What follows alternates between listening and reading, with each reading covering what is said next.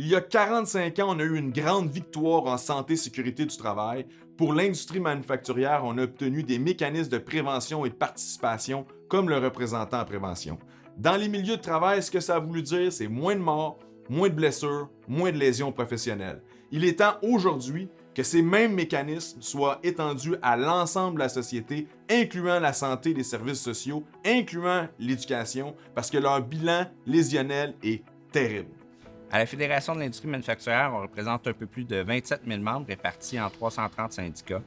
Il y a une grande partie de ces syndicats-là qui sont des groupes prioritaires selon la loi, là. Donc, dans ces groupes-là, dans ces syndicats-là, il y a des mécanismes de prévention et de participation qui sont présents, puis qui sont utilisés, puis qui ont eu un impact réel là, dans les conditions de travail, de santé et sécurité des milieux. On a juste à penser au fait que le représentant à la prévention dans ces milieux-là a un réel pouvoir d'inspection, entre autres. Le comité santé-sécurité, lui, de son côté, il peut choisir les équipements de protection. Donc, l'employeur ne peut pas imposer de façon unilatérale les équipements de protection.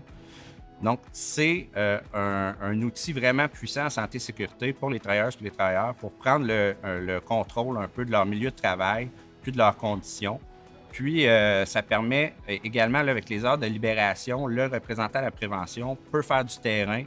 Puis, il peut vraiment voir de ses yeux les enjeux de santé et sécurité, puis être capable de faire des recommandations par la suite au comité. Il faut absolument que l'ensemble des travailleurs et travailleurs de la société au Québec puissent se prémunir de ces éléments-là afin de prendre en charge leur santé et sécurité, donc solidarité.